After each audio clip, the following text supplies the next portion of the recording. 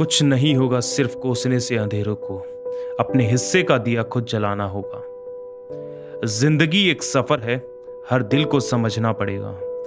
तकदीर बदल जाती है जब जिंदगी का हो कोई मकसद, वरना जिंदगी कट जाती है तकदीर को इल्जाम देते देते। यदि गरीब मेहनत नहीं करता, अमीर दान नहीं करता, तो इस धरती पर बोझ है।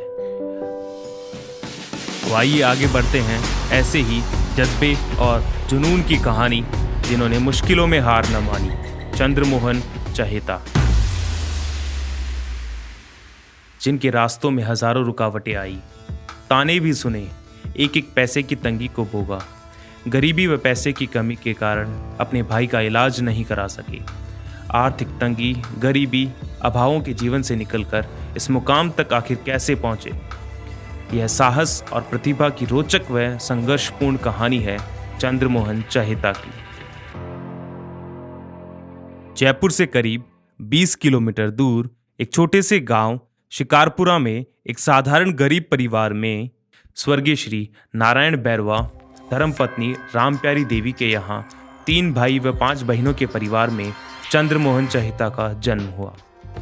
इनके पिताजी ऊंट गाड़ी चलाकर घर का भरण पोषण किया करते थे, लेकिन फिर भी वे अक्सर गरीब व जरूरतमंदों की सेवा करते थे।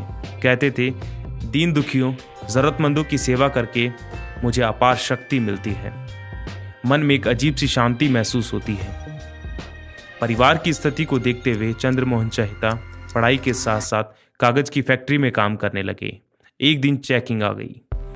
कम उम्र होने के कारण फैक्ट्री से निकाल दिए गए, लेकिन जिंदगी में निरंतर आगे बढ़ने के हौसले ने इन्हें रुकने नहीं दिया। गाड़ियां ठीक करने की दुकान पर काम करने लगे। मात्र 17 वर्ष की उम्र में पिता का साया सिर से उठ गया।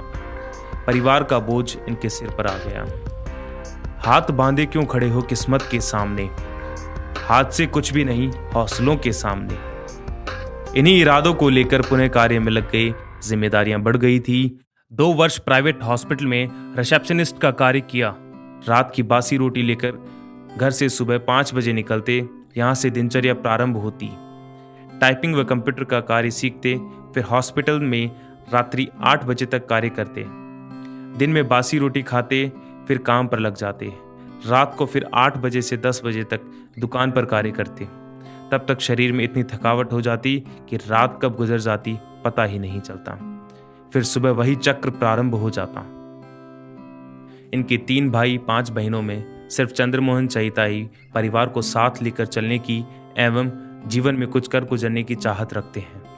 कहते हैं ना, पूत के पांव पालने में ही मालूम पड़ जाते हैं। सबसे बड़े भाई की तबीयत अधिकांशतः खराब रहती थी। इनके बड़े भाई का बिजली का करंट लग जाने के कारण देहांत हो गया। इसका इन्हें गहरा सदमा पहुंचा।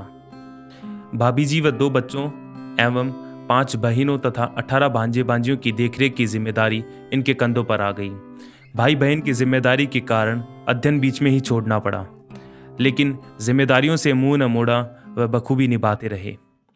ठान लिया, हार नहीं मानूंगा, आशा नहीं छोड़ूंगा, हर मुश्किल का सामना करूंगा, हौसलों की उड़ान को रुकने नहीं दूंगा। और कहा भी जाता है, होते हैं जिनमें हौसले, मिलते हैं उनको रास्ते।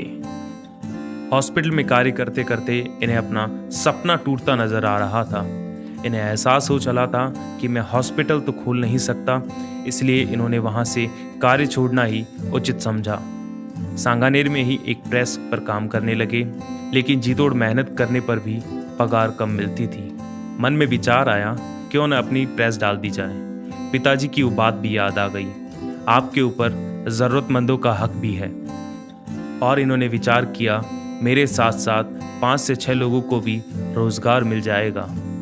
इसलिए इन्होंने वर्ष 2009 में पिताजी के नाम से श्री नारायण प्रिंटिंग प्रेस की स्थापना कर दी और मात्र 19 वर्ष की उम्र में ही कारोबार का भार संभाल लिया।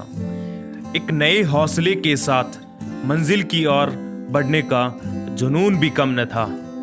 बुलंद हौसलों से मुकाम मिल गया।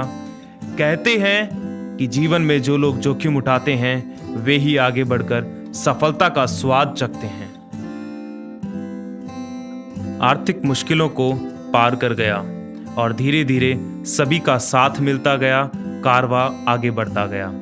इसी के साथ पिताजी के कहे वचनों को पूरा करने की ख्वाहिश शरीर में दहक रही थी।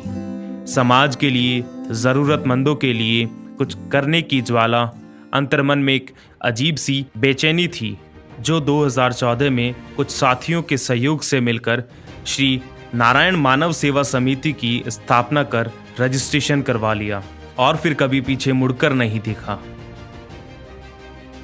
ये सामाजिक हित व जन कल्याण के लिए हमेशा तत्पर रहते हैं, जैसे कि रक्तदान शिविर का आयोजन करवाना, ज़रूरतमंदों के लिए आंखों का ऑपरेशन व दवाइयाँ उपलब्ध करवाना।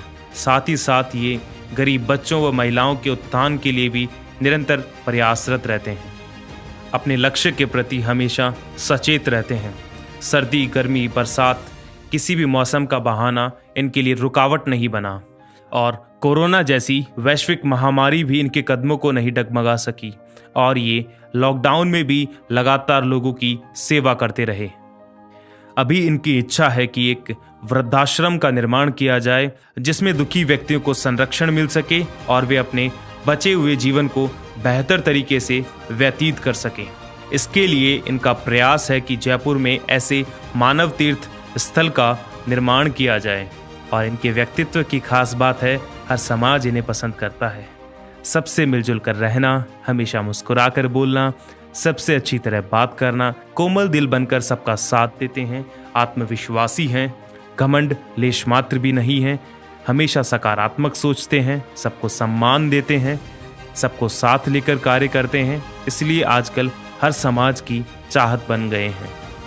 चहेता जी बहुआयामी व्यक्तित्व एवं सामाजिक कार्यों के लिए राज्य सरकारों व सैकड़ों मंचों से सम्मान प्राप्त कर चुके हैं और ये कहते हैं, ज़रूरतमंदों के दर्द ने मुझे कामयाब बना दिया, ज़रूरतमंदों के दर्द ने मुझे कामयाब बना दिया, हर दर्द दिल ने मुझे चहेता बना दिया।